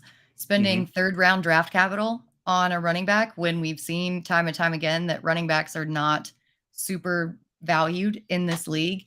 To me, that makes me think that his workload's going to be reduced. And scampers, you would love that. Beef jerky dipped in yogurt. I love it. We're talking the cat's language here. But I don't think that we see the volume that we're used to seeing him have. And I feel like you're drafting him at a ceiling. So yeah, for me, he's whack. Let's go to another very polarizing player. In a different situation, not necessarily on a different team, but Davante Adams. He has spoken out against how he doesn't like the Raiders front office, how he doesn't like how this offense is being run, but he's still being drafted at the end of the first or beginning of the second. So, Joey, do you think Davante Adams is a snack or is he whack? I kind of like Travis Etienne at the ADP. He's whack for me. I'm kind of just letting people draft Davante Adams because I'm much more comfortable with the running backs that are going around the middle of the second round where Davante Adams is going in drafts. He's my wide receiver 10 behind Amon-Ra St. Brown and ahead of Garrett Wilson, but behind Garrett Wilson, but I could still see myself pushing Garrett Wilson up a little bit more. Like you said, he's not happy, with Carr being gone. We're not sure if it's going to be Jimmy Garoppolo or Aiden O'Connell. I just don't want any part of Adams. He's whack for me. The talent's there. He's one of the best wide receivers we've ever seen. It's just too many question marks. Coop, what about you? Davante Adams, snack or whack? So I actually was off on him in this offseason when, he was making those comments and doing all those things until I took a look at what the experts of all experts over in Las Vegas were cooking up in terms of odds. And when I first saw DraftKings and where they had him set, I thought to myself, this is wrong. Like, he's too high. They have him set at 1,300 yards, 8.5 touchdowns, which is pretty much where they have Justin Jefferson and Jamar Chase. And so I was like, okay, let me take a look around. So I looked at FanDuel and I looked at Caesars, and they all have him there. They all are saying this guy is going to be himself. They have him as a top, virtually every book has him at top 3 in yards, and they have him set 8.5 touchdowns, which is 8 touchdowns is more than enough for me, right? Like if you have 1,300 yards and 8 touchdowns, what's the farthest down you could finish in terms of wide receivers? 1,300 yards and 8 touchdowns, wide receiver 7, maybe. That's what I mean. Yeah, so, and that's where he's 7. going. So I kind of changed my stance on that when I saw that. Yeah. And in my big hometown league, for instance, and I've talked about this, is like when you have lines like that set, you can almost buy insurance. Like my main big league is $300 buy-in. So if I take Davante Adams, maybe I'll turn around and put $50 on the under and just say, hey, you know what? If this guy gets hurt or he stinks, at least I have this to cry into, because I mean that line is set where he's either going to be a rock solid wide receiver 1 or the under is going to easily be, it's going to pay out. So interesting player in that set that I actually did change my mind. I had somebody call me a flip-flopper last year for doing that. And I was like, I didn't flip-flop. I got new information. Like this is science. Would you rather I ignore the information available? So give me the snack on that. This is where we need the drop from the Big Lebowski saying, I've got new information, man. New I've got information it. has come to light. Like your buddy, man. Yeah. So I want to say that Davante Adams is a snack, but he's kind of like an old candy bar that you find in the bottom of your purse. Like he'll satisfy your craving if you really want chocolate, but he's not in the same tier as like a really cold Snickers. With Jimmy Garoppolo and the state of the Raiders offense. So there are snacks you like. And the potential holdout of Josh Jacobs, I just think that he could find himself in some big trouble. So I'm just a little worried about him. Let me say this real quick on Davante Adams is that if you go over to the FFPC, that's what we've been talking about. They're good friends of ours, and they have expert drafts where like that's where the big dogs eat, right, Joey? Like that's where if you want to do like a $300, $500, $2,000 league with not that many people in it, where the winner gets $1 million, like where if you lose, you lose $2,000 though. But I mean, that's where if you want to play high stakes, that's where you should go. And when I look at the ADP over there compared to other places, Davante Adams is going farther down than you would expect. So when some of these other sports books have him at 1,300 yards, which is right where they have Justin Jefferson, right where they have Jamar Chase, for him to be going where he's going, I mean, Jefferson goes 1, Chase goes 2, Tyreek Hill is also at 1,300 yards. He goes 4 over there. He's going 1, 2, 3, 4, 5, 6, 7, 8, 9, 10, wide receiver 10 after Amon-Ra St. Brown, after Garrett Wilson. Those guys are some of the sharpest of the sharp. I know the ADPs are very close between him and Garrett Wilson, but you got to take that into effect. And if you like Davante Adams like I do, what you should do, go over to FFPC, myffpc.com, sign up, use promo code ALARM. They'll match an instant $25 when you deposit 35 or more and take advantage of that, right? Like now that I've seen his ADP, I like him. I'm going to go over there and take him over there. Joey, you don't, so maybe you don't. But I mean, wide receiver. I'll join the league with you though. Let's do it. Yeah, let's split it. Well, maybe not $1,000. $1,000 each. You want to go? Maybe we'll do. I might get in a little trouble for that. Yeah, well, dude, the thing is, they have leagues as cheap as $5. They have best. Okay, I can do that. Yeah, maybe we'll do like a $50 one, $25. Okay, I'll split a $50 team with you. Okay, yeah, let's do that. Let's lock that in over at FFPC. Yeah. But yeah. Okay, you get Davante Adams and I get Samaje P. Ryan, and then we'll just be fine. We both get a guy, and then we'll draft. I think that's fair. An equal amount of draft capital used on both, right? So absolutely. Yeah, but check that out. I noticed that one, that FFPC, and that actually goes to the two you guys' point. Like the high stakes guys don't like him. So that's a little scary too. Mm-hmm. But I think where the you high were stakes saying guys are really sharp. Yeah, where you were saying he was going as a wide receiver 10, like while I'm passing on him, I think that's fair. It's people taking him as like the 4th and 5th. Like I'm out on that. Yeah, which I've seen. You can't do. I've seen it too, and I sometimes with guys like that, I like that when that happens, where I just like, oh, nice, somebody reached for that guy, and now I don't have to think about it, because he is a little scary, right? It's like So I actually sometimes like when guys get reached on, and I'm just like, okay, I'm good. Thank you. Thank you for It's a saving me from myself. Yeah, it's like a life raft that you never asked for. But let's get a couple more in here before we have to let Joey go because this segment has gone way too fast already. But Calvin Ridley, what do you guys think about him? Coop, I think you're next. Snack or Wack? So again, this is another one where I look at the problem that I have with Ridley is this. When I think you got to go back to the end of his time with the Falcons. What I wanted to see from Calvin Ridley, and I know like he had a lot going on behind the scenes. Maybe he shouldn't have been playing at all. But what I wanted to see from him was Julio Jones just got traded to the Titans, and he had the opportunity to be the de facto number one wide receiver on that team, which also means you have to go up against Marshawn Lattimore, go up against some of these top tier dogs. I mean, go against Marshawn Lattimore twice a year because he's in the division. So I wanted to see him come out and not skip a beat the way Britt, your Angel CD Lamb last year. I mean, with Amari Cooper gone, he came out and he proved that he is the dude, right? That's exactly what you want to see. Ridley didn't quite do that. And I know he had stuff going on, but those 5 games were terrible. Like before it even, he even left the team, by week 3, I was saying, I got to bench this guy. I can't start. I didn't start him in week 4 or 5 at that point before all that stuff was going on.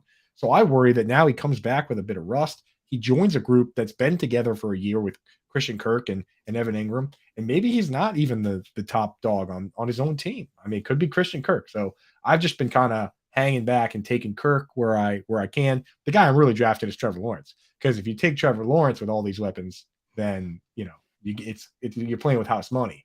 If you take Calvin Ridley and ends up being Kirk, then it hurts a little bit. So he's actually going to go in the whack category for me, Calvin Ridley. What do you think, Joey?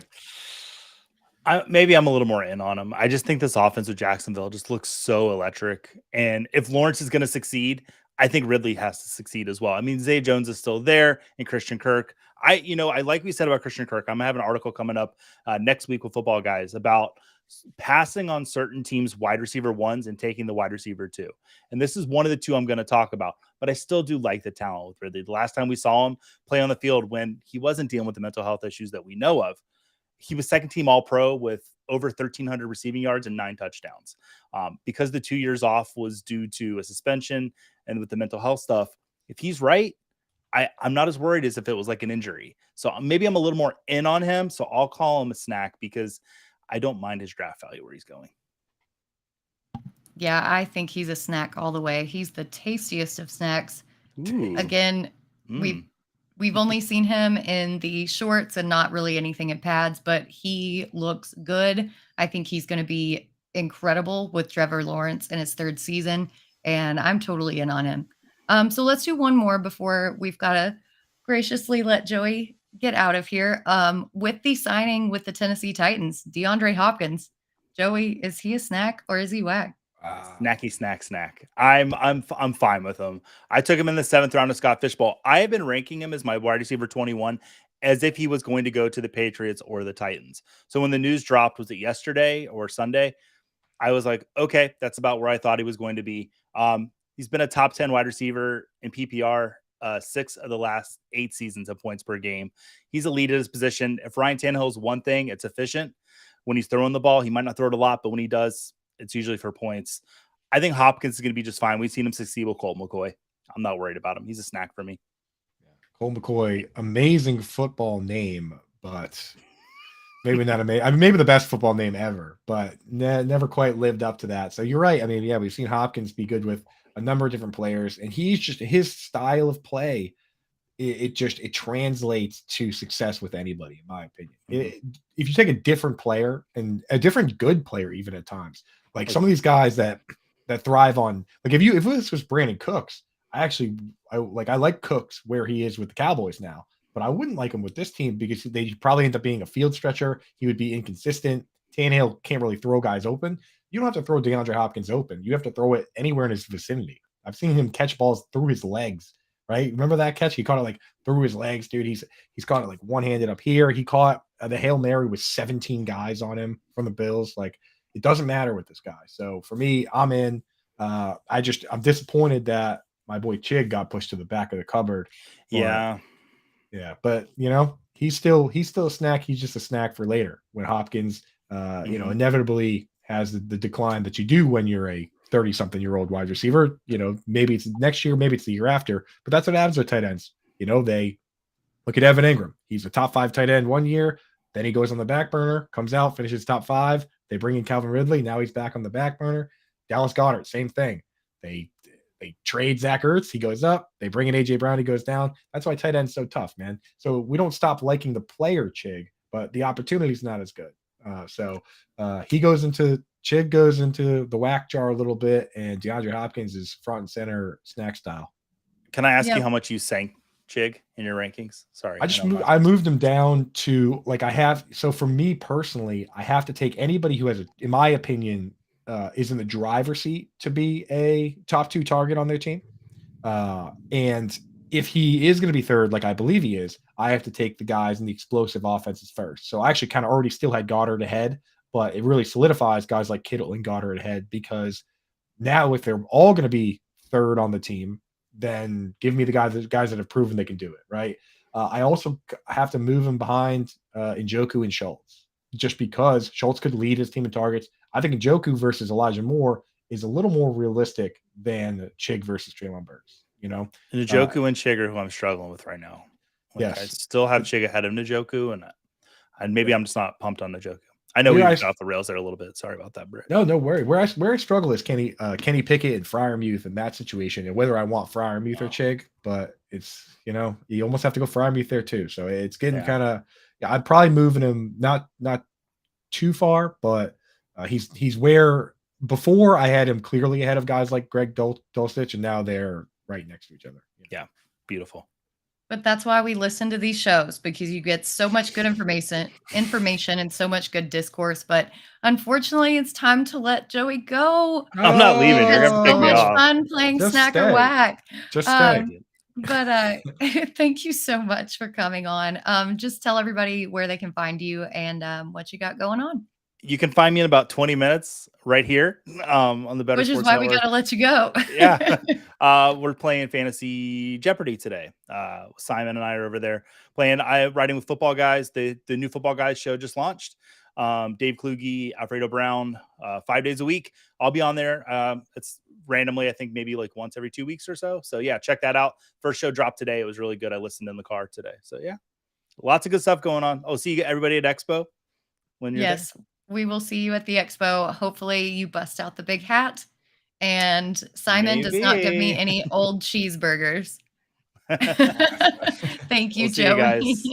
Take it easy. I'm over there looking at the YouTube for Front Yard Fantasy right now, and the branding is up there. It's looking nice. You can catch that show on our channel as well, Fantasy Alarm channel on YouTube or Better Sports Network.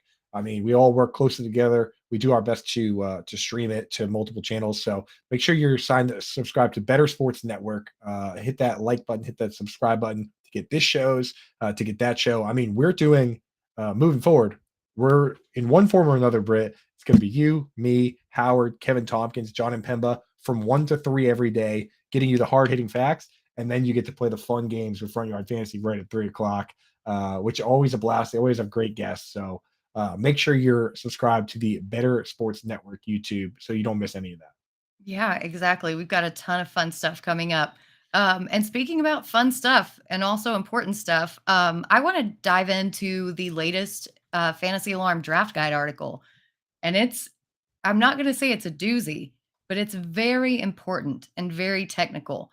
Howard Bender puts these out every single season, and it is the coaching systems article. It breaks down every team, their offensive schemes, who benefits the most from it, their defensive schemes.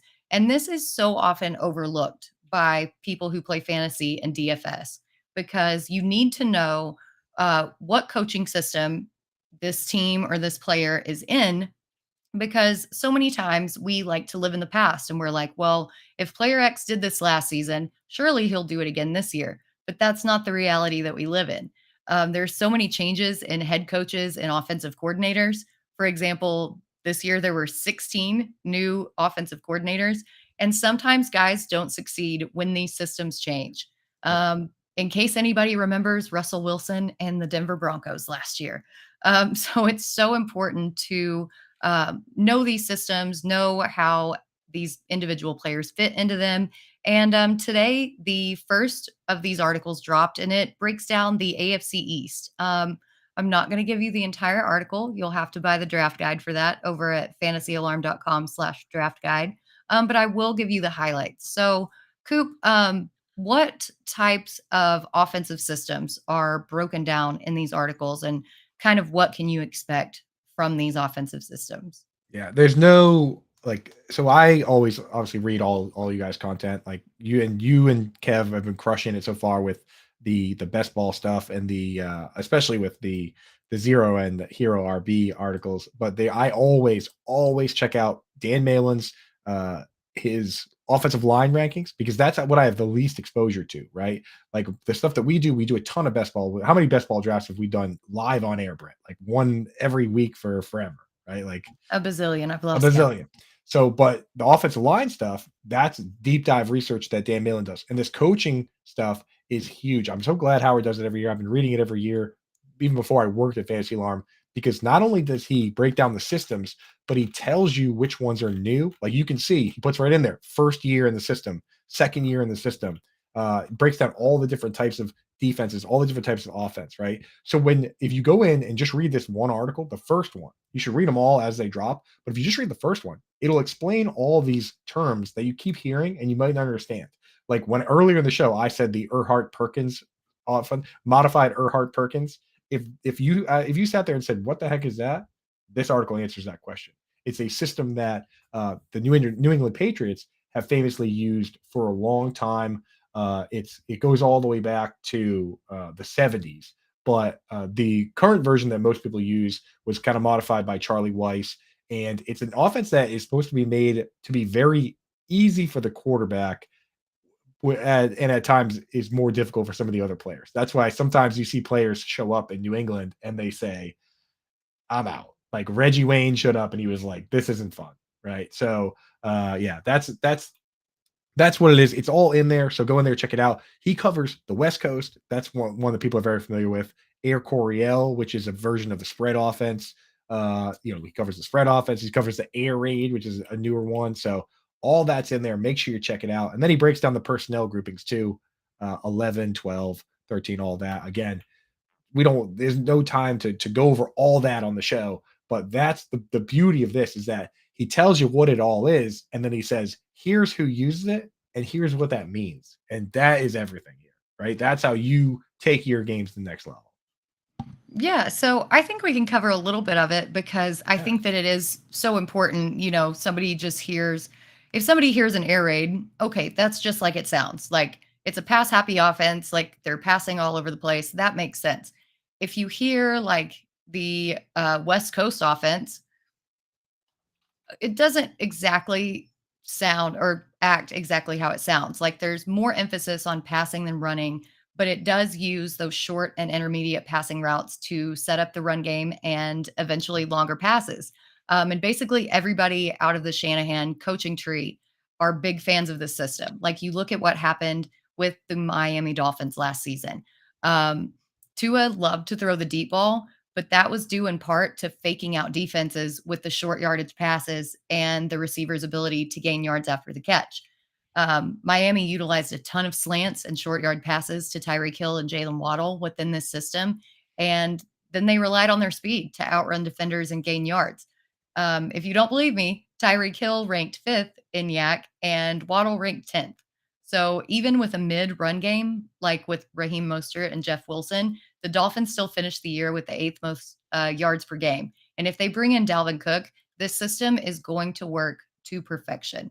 And so it's very important that you understand all the ins and outs of these schemes and what they bring to the table. And something that's also within these articles is defensive schemes, which people don't really care about defense because in fantasy football, you're not playing defensive players. You're playing your skill position players and that's it. But you need to learn the defensive schemes because if you go by the mantra of play your studs and start your studs, then you're going to be left wondering, well, why did Justin Jefferson only have like 4 points against the Eagles? Like what happened last year? it's because you didn't understand the scheme and you didn't understand the coverage. So, Coop, what can you offer a little bit on that?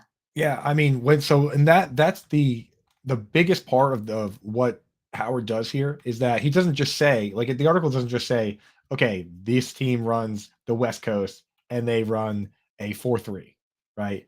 It goes into the in-depth of how they're building it and how they're utilizing it. So last year with the Jets, he talked about how Robert Saleh came over, or the year before last when he first came over, the team was a 3-4 and his defense is a 4-3. That's why, guys like Anderson were immediately like let go because they just don't. Henry Anderson was just a good player that was let go and was picked up pretty quickly because he doesn't fit into the scheme.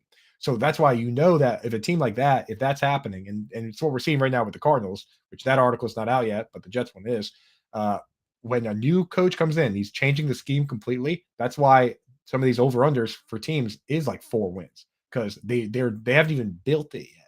Now you look at the Jets and they've built everything that they're doing, right? So with the defenses, it's important to notice that because those matchups, Robert Saleh for the last couple of years, I mean, last year he turns it around really quickly. But that first year, you could look at it and say, this team doesn't even have the pieces they need to run the defense.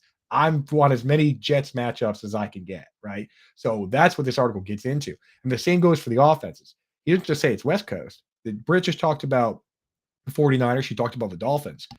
But those teams, when Howard gets into it and he says, look, Kyle Juszczyk for the 49ers, and he said this last year in his article, and it was true. He said, Kyle Juszczyk for the 49ers played 40 to 50% of the snaps. This team went out, the Dolphins, and paid Alec Ingold a boatload of money to come in and be the fullback. You better believe that guy's going to play a ton. And what happened was he played a ton of snaps, and that made the targets highly consolidated among the guys that actually catch passes, which ended up being Waddle and ended up being Tyreek Hill. Looked a lot like Debo and Brandon Ayuk, didn't it? So that's what this tells you. Is it foreshadows what is going to happen with this offense based on what we know about these guys, even if it's their first year there, right? So that's why this is so important. Is Howard is telling you, here's what we know, here's what might happen with things that you're not thinking about yet. And guess what? There's another team in the Houston Texans that now has 2 49ers coaches coming over in D'Amico Ryans and Bobby Slowick. And you know what the first thing they did was, Britt? They went out and They got a fullback. They went out and paid Andrew Beck 2 years, $6 million with $4 million guaranteed, which for your fullback, $4 million guaranteed is that's no small amount. So they're doing the same thing. So that's what you got to look for in this. And that's only just one example of what Howard does here. He goes through and he ranks the down to the tight end coach. Like he talks about the tight end's ability, the defensive coordinator like Vic Fangio with the Dolphins. Like it really is one of my favorite articles because he makes sure that every single thing is covered. That here's what's changing, and here's what might work.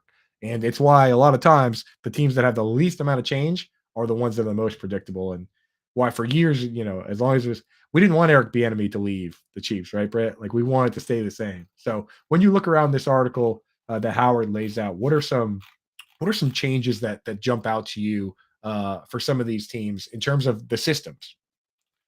So I want to talk about the Ravens because Howard does talk about the personnel and he does an excellent job of breaking down personnel packages. And a lot of people don't, necessarily think about that.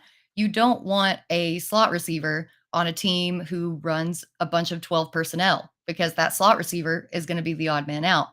In the Ravens, I know that Todd Monken's coming in. I know that, they drafted Zay Flowers, who's supposedly excellent out of the slot. But with Mark Andrews and with Isaiah Likely, I can still see them running a bunch of 12 personnel and Zay Flowers still being the odd man out. I think that's an instance of a team that has changed at head coach and OC or changed at OC that isn't really going to change their system that much. Now that really, Britt, I'm glad you brought that up because the thing is the personnel hasn't turned over yet either. So even if you're not gonna, we saw this with the Vikings last year, where people were like, KJ Osborne's going to come out and play all these snaps. Well, Kevin O'Connell couldn't turn over that that you can't just turn it all over in 1 year. So CJ Ham was still under contract, and they still use the fullback CJ Ham. That's why, as you point out, if you use that fullback, you use that extra tight end. KJ Osborne snaps aren't there, right? And once again, they just signed Josh Oliver. They still have Ham. They might not be there. I look at this team, Britt. You know what back led this backfield in snaps last year? And I use using the word back is kind of the giveaway. Oh, I don't know.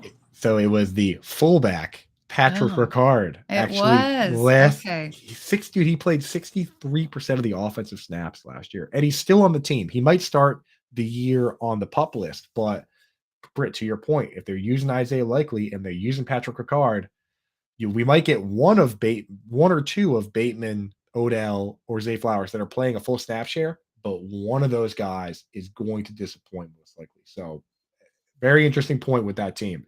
Next year, they might be able to build it exactly how he wants it, but they got too many contracts right now, guaranteed contracts, to do that right away. So, Yep. And that's why it's so important to watch these training camp battles, watch how everything plays out.